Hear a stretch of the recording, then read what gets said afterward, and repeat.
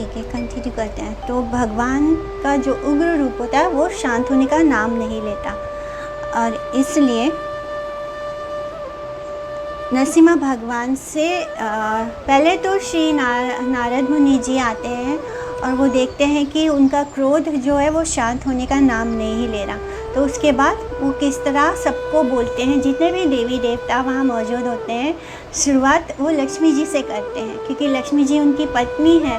तो जैसे कि कोई भी पति के लिए कभी भी उसकी वाइफ के पास जाएगा सबसे पहले, तो इसी तरह नारद मुनि भी पहले लक्ष्मी जी के पास जाते हैं और फिर वो जो बोलते हैं, सभी जितने भी देवी देवता हैं मौजूद हैं उन सबको वो पहले रिक्वेस्ट करते हैं कि आप लोग भगवान नरसिम्हा देव को शांत कराने की कोशिश कीजिए। श्री नारद उवाच एवं सुरादया सर्वे ब्रह्मा रुद्रपुरासुरा नोपैतुम् आशकन्मन्यु संरम्भं सुदुरासदम्। तो नारद मुनि जाते हैं, सभी जितने देवी देवता हैं ब्रह्मा जी से लेके भगवान शिव जी और जितने भी इंद्र वगैरह जितने भी देवी देवता हैं उन सब के सामने उनसे प्रार्थना करते हैं, लेकिन किसी में भी इतनी हिम्मत नहीं हो रही कि वो उनके सामने जाए। अभी तक भगवान ने जितने भी अवतार लिया था, वध किया था असुरों का, ऐसा उग्र रूप भगवान का पहले कभी किसी ने नहीं दर्शन किया। मैंने इस रूप में भगवान का ऐसा क्रोध, अपने भक्त की रक्षा के लिए उनके अंदर इतना क्रोध, ऐसा स्वरूप भगवान का ये वाला अद्भुत रूप किसी ने कभी भगवान के ऐसे रूप का दर्शन कभी नहीं किया था, जिस कारण सब लोग बहुत भयभीत होते हैं और कोई भी हिम्मत नहीं करता कि उनके सामने जाए या उनसे कुछ बोल पाए। सब दूर ही खड़े होकर वो देख रहे होते हैं उनको। इस तरह किसी में भी उनके सामना करने की हिम्मत नहीं होती है। साक्षात् श्री प्रेषिता देवीर् दृष्ट्वा तं महदद्भुतम् अदृष्टा अश्रुता पूर्वतत् नोपे सा नोपे या संकिता। उसके बाद भगवान वो लक्ष्मी जी के पास जाते हैं, उनसे रिक्वेस्ट करते हैं कि सभी जितने भी देवी देवता हैं वो सब मिलकर जाते हैं लक्ष्मी जी के पास, क्योंकि सबको कॉन्फिडेंस होता है कि लक्ष्मी जी तो ज़रूर उनको शांत करा सकती हैं, क्योंकि वो हमेशा उनके पास सेवा में लगी होती है, हमेशा उनके साथ, उनके चेस्ट पर उनका निवास होता है। लेकिन वो कहती हैं उन्होंने कभी भी ऐसा स्वरूप नहीं देखा है और वो भगवान के इस रूप के दर्शन पहली बार कर रही है, इसलिए उनके अंदर भी हिम्मत नहीं आ रही कि वो जाकर नरसिम्हा भगवान को कुछ बोल सके या उनके पास भी जा सके। तो लक्ष्मी देवी भी उनका सामना करने के लिए तैयार नहीं है। उनका ऐसा स्वरूप का सामना वो कहती हैं कि मैंने कभी ऐसे उनका अद्भुत दर्शन नहीं किया है। अद्वैतम अच्युतम अनादिम अनंत रूपम, ऐसा स्वरूप भगवान का। लक्ष्मी देवी ने ये सारे रूप मौजूद हैं वैकुंठ में, फिर भी इसके बाद भी नरसिम्हा स्वरूप में भगवान का ऐसा रूप उन्होंने कभी देखा नहीं है।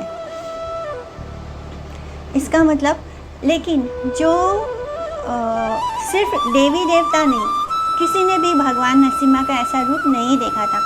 लेकिन प्रहलाद महाराज जो हैं उनके भक्त हैं, और जो भक्त होता है वो फियरसम, उसको डर नहीं लगता, वो फियरलेस होते हैं क्योंकि उनका ट्रस्ट होता है भगवान पे। एंड प्रहलाद महाराज जो हैं वो सिंस चाइल्डहुड उनके साथ ऐसे ऐसे चीज़ें हो रही थी और उनके सामने भगवान ने उनकी हर बार रक्षा की, जिसके कारण क्या होता है उनके अंदर ये अद्भुत कॉन्फिडेंस था कि भगवान मेरे पास हर समय है, जिस कारण उनको किसी से भय नहीं लगता था कभी।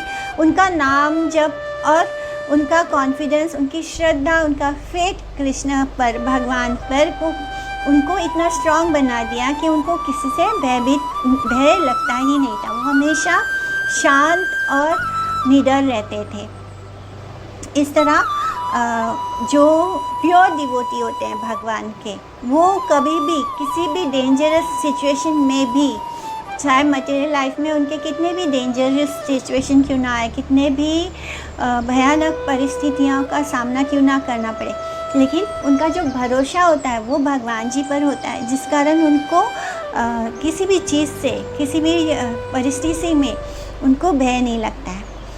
प्रहरादं प्रेसायम् आशा ब्रह्मावस्थितम् अन्तिके ततः तात प्रसम्मयायोपेहि स्वापित्रे कुपितं प्रभुम। उसके बाद जो ब्रह्मा जी हैं वो प्रहलाद महाराज जो वहाँ पर ही पास में खड़े हैं उनके पास जाते हैं और बोलते हैं कि हे प्रिय पुत्र, भगवान नरसिम्हा जो कि बहुत ज़्यादा उग्र रूप में है, जो बहुत ज़्यादा क्रोध में है, वो अपने माने तुम्हारे पिता को मारने के बाद, उनका वध करने के बाद वो बहुत ही ज़्यादा क्रोधित हैं।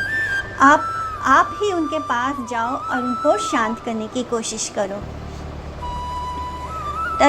तदेति सनकैराजन् महाभागवतो अर्भका उपेत्या भुवि कायेन नानामां विधृतांजलि, यानी फोल्डिंग हिज हैंड, विधृता अंजलि। नारद मुनि बोलते हैं कि हे राजन, भले ही जो प्रहलाद महाराज हैं वो छोटे से बच्चे क्यों ना हो, लेकिन वो बहुत बड़े भक्त हैं। उन्होंने प्रहलाद महाराज जो हैं उन्होंने ब्रह्मा जी की बातों का मान रखते हैं, उनकी बात को स्वीकार करते हैं और धीरे से वो नरसिम्हा भगवान के पास जाकर उनके सामने पूरी तरह दंडवत होकर लेट जाते हैं और अपने दोनों हाथों को जोड़कर उनके सामने प्रार्थना करते हैं। स्वपाद मूले पतितं तम अर्भकं विलोक्य देवा कृपया परिप्लुता उत्थाप्य तच्छृष्णि अदधात् करं भुजं कालाहि वित्रस्त धियं कृताभयम्।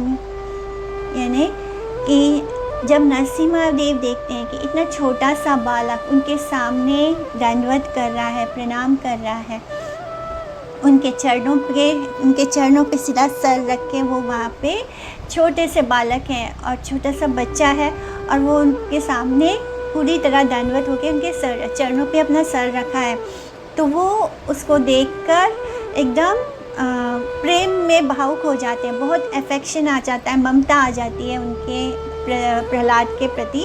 उनको उठाते हैं और अपने हाथों से अपना जो हाथ है उनके सर पर रखते हैं और भगवान नरसिम्हा जब हिरण्यकशिपु का वध करते हैं तो वो अपने उसी हाथों से उन्होंने उसका वध किया था, उनकी अंतड़ियाँ निकाल कर उसको अपने गले में पहन लेते हैं। तो वही हाथों से वो प्रहलाद महाराज के सर पर हाथ फेरते हैं और वो चाहते हैं कि उनका जो भक्त है उसके अंदर कोई भी डर, कोई भी भय ना हो। किसी और में हिम्मत नहीं थी कि उनके सामने भी जाकर खड़े हो सके, लेकिन प्रहलाद महाराज जो है वो जाते हैं। ब्रह्मा जी जब बोलते हैं कि आप जाकर उनको शांत करो तो वो खुद जाते हैं, जाके सीधा उनके सामने दंडवत होकर सो जाते हैं उनके चरणों में। ये देखकर नरसिम्हा देव बहुत भावुक हो उठते हैं और फिर उनको उठाकर उनके सर पर अपना हाथ रखते हैं। इस संसार में जो है वो हमारी जो मटेरियल नेसेसिटी है वो क्या है? आहार, निद्रा, भय, मैथुन। तो इस दुनिया में जो इस मटेरियल में हम सब जो रहते हैं, हम सब का जो कॉन्शियसनेस है वो फियरफुल है, यानी हम सदा ही किसी ना किसी बात से भयभीत रहते हैं। ऐसा कभी नहीं होता है कि हम 100% हमें किसी भी परिस्थिति में कॉन्फिडेंस हो कि नहीं हमारे साथ कुछ नहीं होगा। हर समय, यहाँ तक कि कुछ अगर हमने बहुत अच्छे से प्रैक्टिस भी क्यों ना किया हो तब भी वो भय हमारे अंदर लगा ही रहता है। इसलिए ये बताता है, ये कथा हमें बता रही है, क्या बताते हैं कि अगर हमें इस भयभीत परिस्थिति से बाहर निकलना है, अगर हमें इस फियरफुल कॉन्शियसनेस से बाहर निकलना है। तो हमें फियरलेस होने के लिए क्या करना है, हमें कृष्णा कॉन्शियस होना है, हमें इस मटेरियल वर्ल्ड के कॉन्शियसनेस से बाहर निकलना है और कृष्णा कॉन्शियस होना है। Only then we can be fearless. जब भगवान नरसिम्हा अपने भक्त के सामने अपीयर होते हैं तो जितने भी उनके भक्त हैं वो सब क्या होते हैं, फियरलेस हो जाते हैं, निडर हो जाते हैं। इसलिए जो भी डिवोटीज़ हैं उनका एक ही होप है, फियरलेस होने का एक ही होप है, वो क्या है, भगवान नरसिम्हा का नाम स्मरण करना, उनका नाम गाना। यतो यतो यामी ततो Narasimha, wherever we go we must always think of Lord Narasimha देव। यानी जब जहाँ भी हम जाएं हमें नरसिम्हा भगवान के बारे में सोचना है, जिससे कि हमारे अंदर जो फियर है वो बाहर निकल जाए। इसलिए जितने भी डिवोटीज़ होते हैं वो हमेशा उनके जो भी विघ्न दूर करते हैं, वो कौन करता है, उनके जितने भी विघ्न होते हैं वो दूर करते हैं नरसिम्हा भगवान। इस तरह जो जब भी हमें फियरलेस होना है तो उसके लिए हमें हमेशा नरसिम्हा देव को याद रखना चाहिए। भक्तों के लिए नरसिम्हा भगवान ही उनके विघ्न हरता है। सातत स्पर्श दुधाखिला शुभा सापदी अभिव्यक्त परात्मना दर्शना तत्पाद पद्मं हृदि निर्वृतो ददौ विषयात्तनुक्लिन हृद अश्रुलोचना। तो जब भगवान नरसिम्हा देव ने प्रहलाद महाराज जी के सर पे हाथ रखा तो प्रहलाद महाराज जो हैं वो इस संसार के जितने भी मटेरियल कंटामिनेशंस और डिज़ायर्स हैं, यानी जितनी भी भौतिक इच्छाएं उनके अंदर थी या जो कुछ भी, एक्चुअली वो तो प्योर डिवोटी है भगवान के, लेकिन फिर भी हम सब कितने भी प्योर हो तब भी हमारे अंदर कुछ ना कुछ मटेरियल, जब तक हम इस संसार से जुड़े हैं हमारे अंदर कुछ ना कुछ भौतिक कंटामिनेशंस होते हैं। लेकिन जैसे ही भगवान का स्पर्श मिला उनके सर पर, जैसे ही प्रहलाद महाराज के सर पर जैसे ही उन्होंने हाथ रखा, वो हाथ रखने से क्या हो गया, उनके जितने भी मटेरियल कंटामिनेशंस थे, डिज़ायर्स थे, जितनी भी भौतिक इच्छाएं थी वो सब नष्ट हो गई, ख़त्म हो गए। ऐसे लगा जैसे कि वो पूरी तरह क्लीन हो गए, पूरी तरह साफ़ हो गए। सारे कंडीशनिंग जो भी था, जो भी उनके अंदर भौतिक संसार के कारण जो भी थोड़ा बहुत उनके अंदर था अटैचमेंट वगैरह, वो सब कुछ ख़त्म हो गया। इसलिए एक ही पल में वो एकदम ट्रांसेंडेंटल यानी भगवान के दिव्य स्वरूप में स्थित हो गए और उनके अंदर भगवान के प्रति जो प्रेम है, वो भावना है, वो उनके अंदर मैनिफेस्ट हो गई। उनका जो हृदय है वो भगवान के लिए प्रेम से भर गया और उनके आँखों से अश्रु बहने लगे और वो पूरी तरह भगवान के श्री चरणों को उन्होंने पूरी तरह अपने हृदय में कैप्चर कर लिया। इस तरह भगवान के दर्शन से, उनके स्पर्श से क्या होता है कि वो पूरी तरह एकदम शुद्ध हो जाते हैं, एकदम पवित्र हो जाते हैं और भगवान के प्रेम को महसूस करने लगते हैं। जैसे चैतन्य महाप्रभु के दर्शन करने से सबको होता था कि उनके बस दर्शन करने से सबके अंदर एक्सटैटिक सिम्टम्स आने लगते थे, प्रेम आने लगता था। ठीक वैसे ही प्रहलाद महाराज जब नरसिम्हा देव का स्पर्श पाते हैं और उनको दर्शन करते हैं, उनके हृदय में भी प्रभु के लिए प्रेम आ जाता है और वो उनके आँखों से अश्रु बन के बहता है। प्रेम में अश्रु क्यों बहते हैं? जब आप किसी को बहुत प्रेम करते हैं और वो व्यक्ति आपके सामने आए तो ऑटोमेटिकली आंखों से आंसू बहने लगते हैं। क्यों बहते हैं, किस लिए बहते हैं, इसका कोई रीज़न हमारे पास नहीं आता है। प्रेम का ये स्वभाव है कि वो हमको और तरल कर देता है, हमें जैसे वो हमको लिक्विड में बना देता है, लिक्विड फॉर्म में ट्रांसफॉर्म कर देता है। जो हमारा हृदय पत्थर जैसा कड़क होता है, इस संसार में रहते रहते हम लोग इतने हार्ड हो जाते हैं कि बहुत सारी चीज़ें हमारे आसपास होती हैं तो वो हमको महसूस नहीं होती है, किंतु जब वही हृदय में प्रेम जागृत होता है भगवान के लिए, तो वो हार्ट जो है वो एकदम सॉफ्ट हो जाता है, वो मेल्ट होने लगता है। उसका मेल्ट होने का प्रतीक ये है कि आंखों से आंसू बहने शुरू हो जाते हैं। तो ये प्रेम का सिम्टम्स है, फर्स्ट सिम्टम है।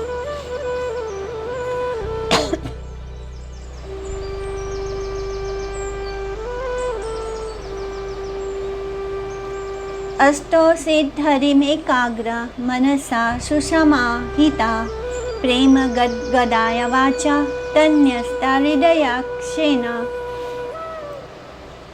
प्रहलाद महाराज ने अपने मन को भगवान नरसिम्हा, जिन नेत्रों से वो भगवान के दर्शन कर रहे थे, उस रूप को उन्होंने अपने अंदर एकदम एब्जॉर्ब कर लिया, उसको अपने मन में फिक्स कर लिया, और ऐसे लग रहा था जैसे वो पूरी तरह समाधि में हो। सामने वही हैं जिन्होंने उसके हर कदम पर रक्षा की थी। वो तब तक उनके दर्शन नहीं किया था प्रहलाद महाराज ने, सिर्फ उनके बारे में नारद मुनि ने जब माता के गर्भ अवस्था में जो शिक्षा दी थी उसे प्रहलाद महाराज ने सुना था भगवान के बारे में। उन्होंने भगवान को देखा नहीं था और सिर्फ महसूस किया था, हर कदम पर भगवान ने उनकी रक्षा की थी। वही भगवान अब साक्षात उनके नेत्रों के सामने है, तो वो पूरी तरह ट्रांस में चले जाते हैं और उनके दर्शन करते हैं और उनको प्रेयर्स ऑफर करना शुरू करते हैं। बहुत जैसे हार्ट मेल्ट होता है, आंखों से आंसू बहते हैं, उसी तरह वॉइस भी फॉल्टर करती है, यानी आप इतने भावुक हो जाते हैं कि शब्द मुंह से ठीक से निकलते नहीं हैं, वो कंपन होती है उसमें। इसी तरह वो बोलना शुरू करते हैं। श्री प्रहलाद उवाचा ब्रह्मादय सुरगणा मुनो योथा सिद्धा सत्वैकतानगतयो वचसं प्रवाहे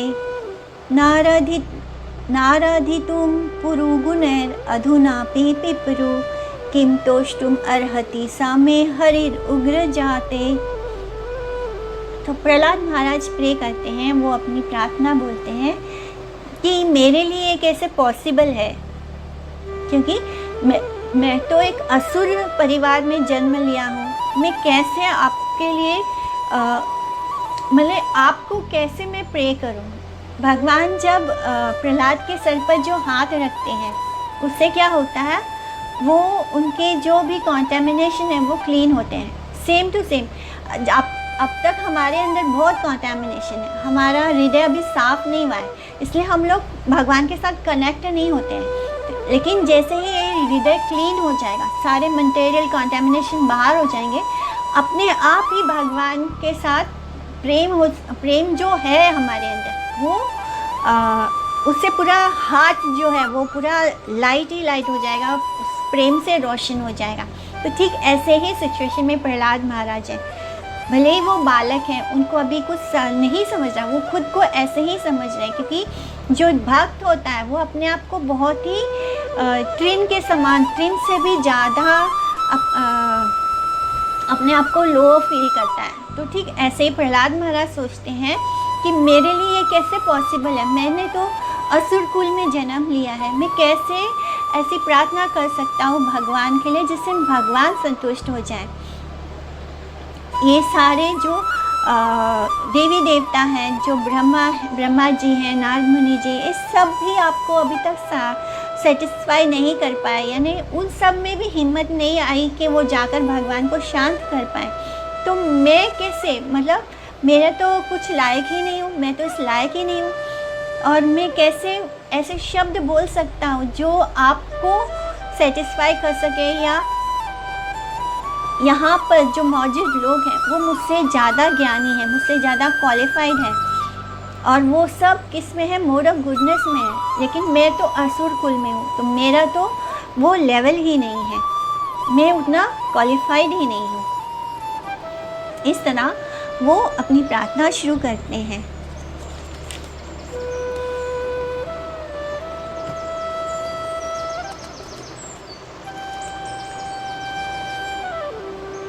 मने धनाभिजना रूपा तपा श्रुतौ सजस्तेजा प्रभाव बला पौरुषा बुद्धि योगा नराधनाय हि भवन्ति परस्य पुंसो भक्त्या तुतोष्य भगवान गजयुथापाय। प्रहलाद महाराज बोलते हैं कि एक व्यक्ति के पास बहुत सारा धन हो सकता है, वो बहुत रिच फैमिली में हो सकता है, बहुत बड़े कुल से हो सकता है, उसके पास बहुत सुंदरता हो सकती है, बहुत उसने तप वगैरह किया होगा, बहुत हाई एजुकेशन हो सकता है, वो बहुत सुंदर होगा, बहुत इन्फ्लुएंशियल होगा, उसके अंदर बहुत फिज़िकल स्ट्रेंथ हो सकता है, और वो बहुत इंटेलिजेंट हो सकता है, उसके पास बहुत मिस्टिक योगिक पावर हो सकते हैं। यानी हर वो चीज़ जो हमें मटेरियली बहुत स्ट्रांग बनाती है, वो सब कुछ एक व्यक्ति के पास हो सकता है। तब भी मुझे ऐसा लगता है कि ये सारे गुण होने के बाद भी आपको कोई संतुष्ट नहीं कर सकता भगवान, क्योंकि भगवान जो है वो इन चीज़ों से नहीं संतुष्ट होते हैं। वो किससे संतुष्ट होते हैं? एक व्यक्ति आपको केवल और केवल भक्ति से संतुष्ट कर सकता है, जैसे कि गजेंद्र ने किया। और गजेंद्र वो हाथी जो जिसका एक पैर क्रोकोडाइल के मुख में था, मगरमच्छ के मुंह में था, और फिर वो किस तरह भगवान से प्रे करता है, तो वो उसके प्रेयर से भगवान अट्रैक्ट होकर आते हैं। इसलिए भगवान को अगर हमें सेटिस्फाई करना है तो किससे कर सकते हैं? केवल और केवल डिवोशनल सर्विस से कर सकते हैं। और किसी चीज़ से, हमारे किसी भी बाहरी, हमारे पास कुछ भी मटेरियली हम कितने भी रिच क्यों ना हो, कितने ब्यूटीफुल क्यों ना हो, कितने इंटेलिजेंट क्यों ना हो, बहुत मिस्टिक पावर क्यों ना हो हमारे पास, कितना भी, हर वो चीज़ जो मटेरियली हमें स्ट्रॉन्ग बनाती है, वो सब कुछ हमारे पास क्यों ना हो, तब भी हम भगवान को संतुष्ट नहीं कर सकते। वो केवल और केवल भक्ति से संतुष्ट होते हैं। विप्राद द्विषाद गुणायुताद अरविंद नभा पदारविंद विमुखात स्वपचम वरिष्ठम मन्ये तदर्पिता मनो वचने हितार्थ प्राणम पुनति साकुलम ना तो भूरी माना। अगर एक ब्राह्मण जो है उसके पास 12 ब्राह्मणिकल क्वालिफ़िकेशन, जो ब्राह्मण को के अंदर जो क्वालिफ़िकेशन होते हैं वो सारे उसके अंदर हो, जैसा कि सनत सुजाता बुक में मेंशन किया है कि ब्राह्मण के अंदर 12 क्वालिफ़िकेशंस होते हैं, लेकिन वो सारे उसके अंदर ब्राह्मण वाले ब्राह्मणिकल गुण क्यों ना हो, तब भी अगर वो भक्त नहीं है और वो भगवान के श्री चरणों से अटैच नहीं है, तब भी उसे क्या माना जाएगा कि वो एक चांडाल से भी नीचे का कैटेगरी माना जाएगा।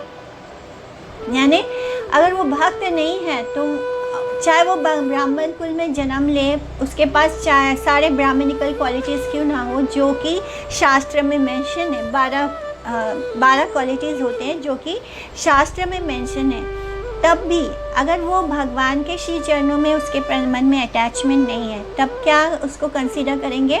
वो एक चांडाल के समान है।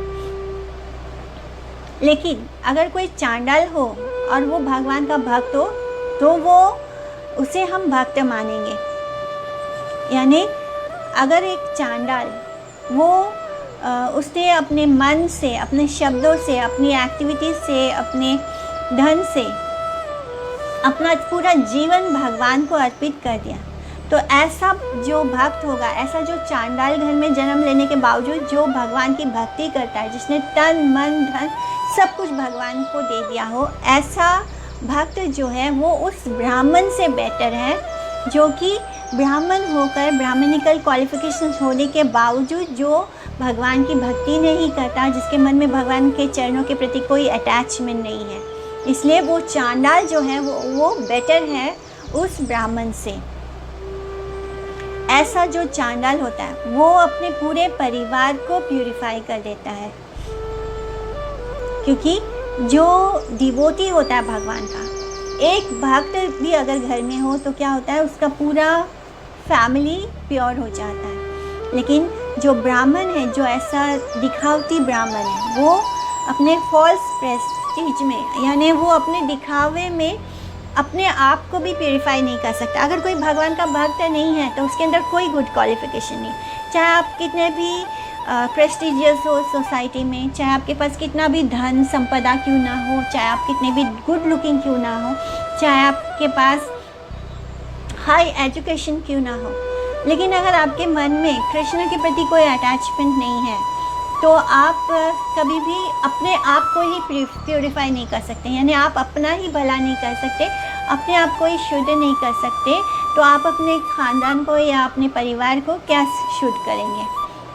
और अगर कोई भक्त होता है, चाहे उसके अंदर बहुत सारे क्वालिटीज़ क्यों ना हो, मटेरियल कोई क्वालिटी ना हो, तब भी वो अगर सिंसियरली भगवान को डेडिकेटेड है तो वो अपनी पूरे फैमिली को प्योर कर देता है।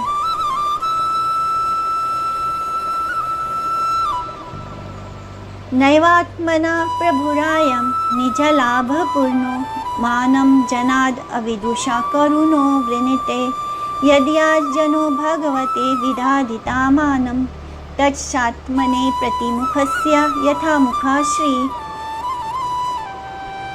तो सुप्रीम लॉर्ड जो भगवान है वो हमेशा ही संतुष्ट रहते हैं अपने आप में, यानी भगवान कैसे हैं, आत्माराम, अपने आप में ही संतुष्ट रहते हैं।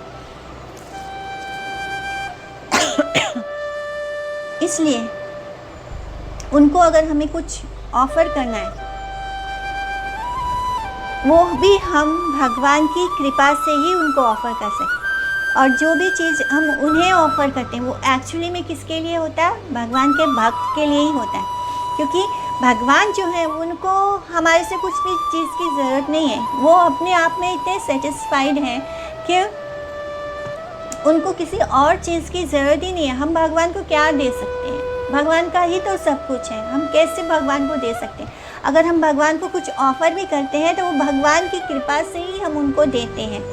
और इसके लिए ये एग्ज़ाम्पल दे सकते हैं कि जब हम अपने आप को डेकोरेट करते हैं तो जो रिफ्लेक्शन मिरर में आता है वो भी डेकोरेटेड होता है। इसलिए जब हम भगवान को संतुष्ट करने के लिए या भगवान को कुछ ऑफ़र करते हैं तो एक्चुअली में वो हम अपने बेनिफिट के लिए ही करते हैं, उससे भगवान को तो कुछ नहीं मिलने वाला, भगवान का तो सब कुछ ऑलरेडी है। ये तो भगवान की कृपा होती है कि भगवान हमसे कोई चीज़ स्वीकार करते हैं। जब वो हमसे स्वीकार करते हैं तो वो स्वीकृति भी हमारे ऊपर भगवान की कृपा होती है।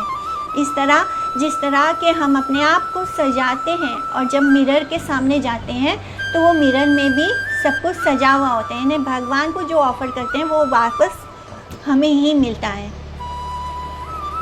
इस तरह हम भगवान के लिए भगवान को हमारी किसी चीज़ की ज़रूरत नहीं होती है, वो उनको हमारी किसी सेवा की भी ज़रूरत नहीं है, लेकिन जब हम उनकी कृपा, जब हम उनके लिए कुछ करते हैं तो हम उनकी कृपा को प्राप्त करते हैं, वो सब उससे हमारा ही बेनिफिट होता है।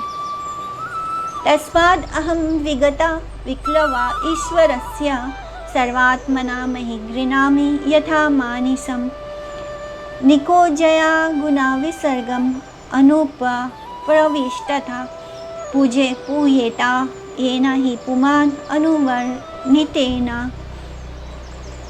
इसलिए भले ही मैं एक आसुरिक परिवार में जन्म क्यों ना लूँ, भले ही मुझे बहुत डाउट्स आ रहे हैं कि मेरे जो प्रेयर्स हैं वो उस लेवल पे होंगे जिससे कि मैं भगवान को संतुष्ट कर पाऊँ, लेकिन फिर भी मैं जहाँ तक मेरी बुद्धि है, जितना मेरी बुद्धि मुझे अलाउ करती है उतना मैं आपके लिए प्रार्थना करने की कोशिश कर रहा हूँ।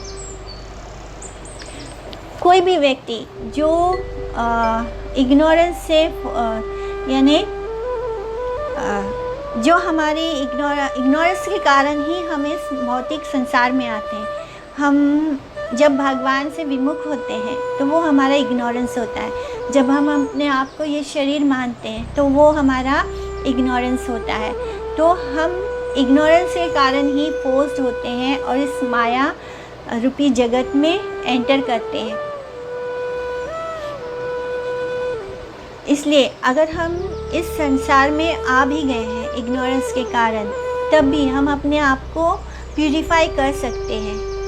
अगर हम भगवान को प्रार्थना करें और उनकी महिमा को सुनते हैं। जब हम भगवान को प्रे करते हैं, उनको प्रेयर्स ऑफर करते हैं और उनकी ग्लोरीज को सुनते हैं, उनकी महिमा को सुनते हैं, तो हम जैसे जो बद्ध जीव आत्मा है वो उसमें से बाहर निकल सकते हैं और अपने आप को प्यूरिफाई कर सकते हैं इस मटेरियल वर्ल्ड में। इस तरह इसलिए हम भगवान के जो ये डिवोटीज़ के द्वारा ऑफर्ड प्रेयर्स हैं, श्रीमद् भागवतम में बहुत सारे प्रेयर्स आते हैं। इस तरह जब भक्त मुश्किल के घड़ी में या भगवान को ग्लोरीफाई करने के लिए उनके लिए प्रार्थना करते हैं, जब हम उस प्रार्थना को सुनते हैं तब हम अपने आप को प्यूरिफाई करते हैं। सर्वे ही आमी विधिकरास्तत्व सत्वधामनो ब्रह्मा देवो वयम इवेशा न चोद विजानता क्षेमाय भूताय उतात्मा सुखाय च अस्य विक्रीडितं भागवतो रुचिरावतारे। कि हे भगवान, जितने भी डेमिगॉड्स हैं, जितने भी देवता हैं, ब्रह्मा जी से लेकर जितने भी हैं, इंद्र, वरुण, जितने भी देवी देवता हैं, वो सब आपके दास हैं, आपके सर्वेंट हैं, जो बहुत ही उच्च लेवल पर दिव्य पोजीशन पर हैं, ट्रांसेंडेंटल पोजीशन पर हैं। इसलिए वो सब मेरे जैसे या मेरे पिता के जैसे नहीं हैं, डेमन नहीं है, असुर नहीं है। लेकिन आपका जो अपीयरेंस है वो जो कोई भी देखेगा तो उसके मन में भय आ जाएगा आपके इस स्वरूप को देख के। लेकिन ये जो आपका फियरसम अपीयरेंस है वो क्या है? वो आपका पास टाइम है, वो आपकी लीला है, आपके अपनी इच्छा से, आपके अपने सुख के लिए। यानी भगवान जो भी करते हैं बहुत बार उसका कारण हम सब नहीं बता सकते। भगवान की अपनी स्वतंत्र इच्छा है, माने उनकी जो इच्छा है वो किसी चीज़ पर, किसी सिचुएशन पे, किसी इंसान पर नहीं डिपेंडेंट है। वो उनकी अपनी इच्छा है, उनका जो मन करा है वो कर सकते हैं। तो ये जो उनका स्वरूप है वो स्वरूप किस लिए है? वो उनके अपने प्लेजर के लिए, अपने सुख के लिए है। ऐसा इनकारनेशन जो भगवान का है, जो ऐसा अवतार है, वो हमेशा इस पृथ्वी की, इस यूनिवर्स की, इस पूरे ब्रह्मांड की रक्षा के लिए, इसको सुधारने के लिए होता है।